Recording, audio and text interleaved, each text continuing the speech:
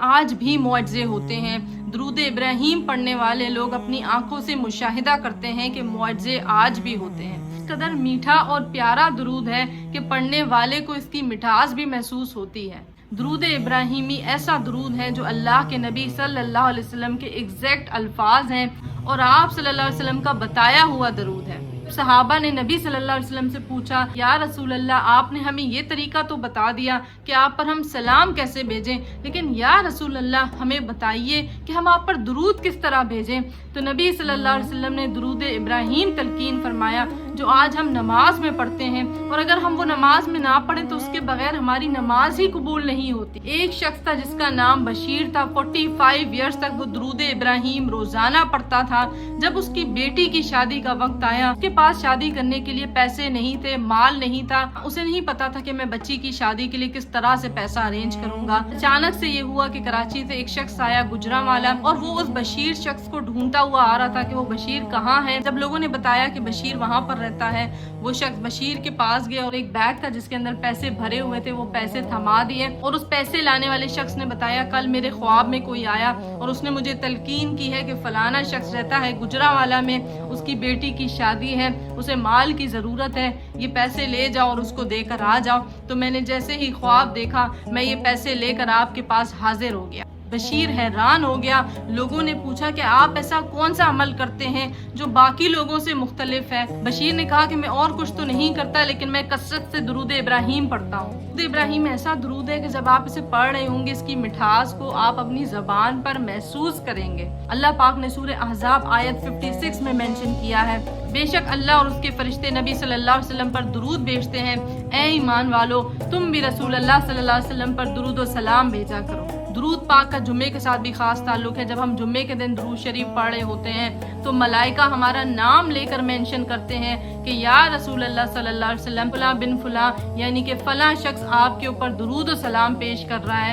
رسول اللہ صلی اللہ علیہ وسلم کو آپ کی آواز سنائی جاتی ہے اور رسول اللہ آپ کو جواب بھی دیتے ہیں۔ اللہ کے پیارے پیغمبر صلی اللہ علیہ وسلم پر درود بھیجتے ہیں تو اللہ کی رحمتوں کے دروازے کھلتے چلے جاتے ہیں۔ خاص کر کے مالی اعتبار سے دیکھا گیا ہے کہ اللہ تعالیٰ کی رحمت کے دروازے کھلتے چلے جاتے ہیں۔ اللہ تعالیٰ آپ کو وہاں سے رزق عطا کرتا ہے جہاں سے آپ کا گمان بھی نہیں تھا۔ نبی پاک صلی اللہ علیہ وسلم کا فرمان ہے کہ جو شخص مجھ پر ایک مرتبہ درود پڑھتا ہے اللہ تعالیٰ اس پر 10 رحمتیں نازل فرماتا ہے۔ جو شخص مجھ پر 10 مرتبہ درود پڑھتا ہے اللہ تعالیٰ اس پر 100 رحمتیں نازل فرماتا ہے۔ اب آپ خود ہی بتائیں کہ جس شخص پر اللہ کی رحمتیں نازل ہو رہی ہوں تو اس کی زندگی میں تو تمام پریشانیاں، تمام غم اللہ تعالیٰ ختم کر دیں گے، اس پر اپنی رحمت کے دروازے کھول دیں گے۔ ایک عورت بتاتی ہے کہ میرا شوہر مجھ سے بہت زیادہ لڑتا تھا، ہر وقت جھگڑا کرتا رہتا تھا، بد زبانی، بد کلامی، گھر میں ہر وقت بے سکونی رہتی تھی۔ وہ عورت کہتی ہے میں نے دن میں 500 مرتبہ درود ابراہیم پڑھنا شروع کیا اور اللہ تعالیٰ نے میرے شوہر کو ایسا تبدیل کر دیا، میرے گھر کا ماحول اچھا کر دیا، اللہ تعالیٰ نے میرے گھر پر اور مجھ پر اپنی رحمتیں نازل کرنا شروع کر دی۔ ایک شخص جس کو لکوا کی بیماری ہو گئی تھی، اس کے اندر آپ کا چہرہ ٹیڑھا ہو جاتا ہے۔ جن کا بی پی ہائی کا ایشو رہتا ہے اس کے اندر آپ کا چہرہ ٹیڑھا ہو جاتا ہے۔ وہ ایسا مرض تھا جس سے کیور کرنا، جس سے ٹھیک ہونا بہت زیادہ مشکل ہو گیا تھا اس شخص کے لیے۔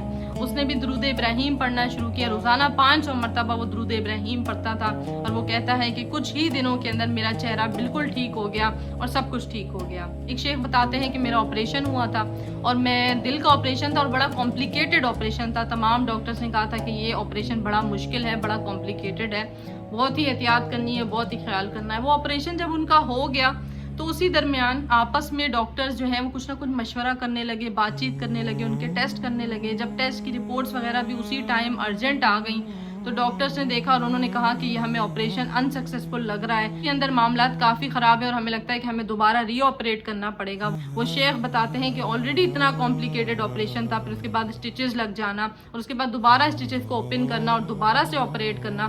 وہ شیخ بہت زیادہ گھبرا گئے۔ وہاں پر ایک نرس گھوم رہی تھی، وہ نرس آئیں اور انہوں نے شیخ کو دیکھا کہ بہت زیادہ گھبرائے ہوئے ہیں، ان کو تسلی دی اور کہا کہ یا شیخ، اے شیخ، اللہ کے نبی صلی اللہ علیہ وسلم پر درود پڑھنا شروع کر دو۔ وہ شیخ کہتے ہیں کہ میں نے کچھ بھی نہیں سوچا اور جیسا اس نرس نے کہا کہ اللہ کے رسول پر درود پڑھنا شروع کر دو، میں نے درود ابراہیم پڑھنا شروع کر دیا۔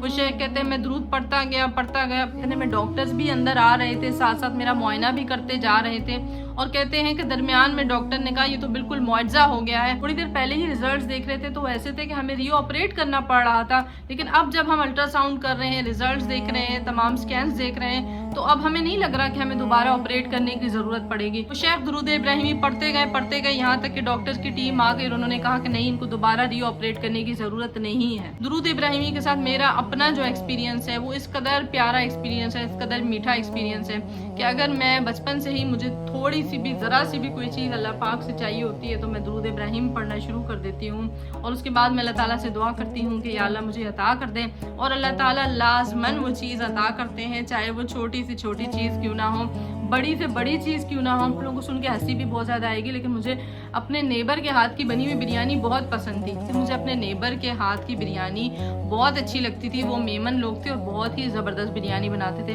और जिस दिन मुझे चाहिए होती थी बहुत ज़्यादा ज़ोर से या मुझे चाहिए बिरयानी, मैं तस्बीह उठा लेती थी और दुरूद इब्राहिम पढ़ना शुरू कर देती थी। यहाँ 100 मरतबा मेरा दुरूद इब्राहिम कंप्लीट होता था, वहाँ बेल बजती थी और वो मेमन आंटी के घर से वही मज़ेदार बिरयानी आ जाती थी। जाहिर सी बात है, उम्र के साथ इंसान के मसले बिरयानी की हद तक नहीं रहते, बहुत ज़्यादा आगे निकल जाते हैं, आगे बढ़ जाते हैं, हेल्थ इश्यूज पे चले जाते हैं, रिश्तों के मामले में चले जाते हैं, माल के एतबार से आपके मसले होते हैं। लेकिन यकीन माने, छोटा मसला हो या बड़ा मसला हो, दुरूद इब्राहिमी को आपने पढ़ना है। आपको दुरूद इब्राहिम पढ़ने का तरीका बताती हूँ। जिस टाइम आप दुरूद इब्राहिम पढ़ रहे हैं, वजू होना भी शर्त नहीं है। अगर आपका वजू नहीं है तो वजू से होना भी शर्त नहीं है। आप वजू से नहीं है तो भी आप पढ़ सकते हैं, अगर आप लेटे हुए हैं तो भी आप पढ़ सकते हैं। सिर्फ एक चीज़ आपने अवॉइड करनी है कि आपके हाथ में मोबाइल फ़ोन नहीं होना चाहिए, मोबाइल फ़ोन का इस्तेमाल आप ना कर रहे हो। एक मरतबा जब आप दुरूद इब्राहिम पढ़ते हैं तो कोशिश कीजिए, ज़रूरी नहीं है कि हर बंदा ये कर सके, लेकिन कोशिश कीजिए अपने जहन में तसव्वुर लाएं कि आप रोज़ा रसूल सल्लल्लाहु अलैहि वसल्लम के पास हैं, नबी पाक सल्लल्लाहु अलैहि वसल्लम की कब्र मुबारक के करीब बैठे हुए हैं और नबी पाक सल्लल्लाहु अलैहि वसल्लम पर दुरूद भेज रहे हैं। साथ ही आपको ये क्लैरिटी भी होनी चाहिए, क्योंकि बहुत सारी औरतें खास करके ऐसी हैं जो फिर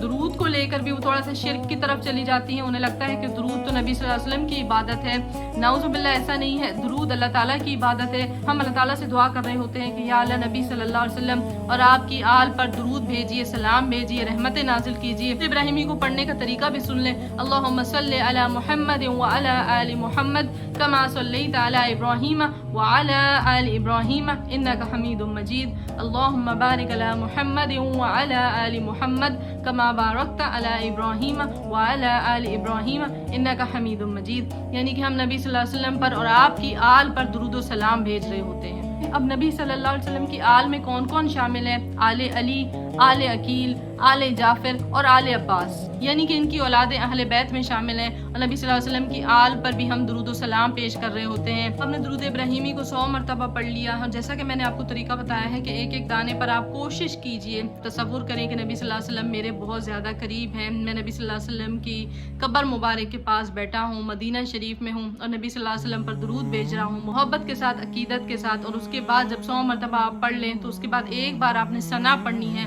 यानी कि सुब्हानक अल्लाहुम्मा व बिहम्दिका व तबारक अस्मुका व तआला जद्दुका व ला इलाहा गैरुक, किबले की तरफ मुंह करके पढ़नी है।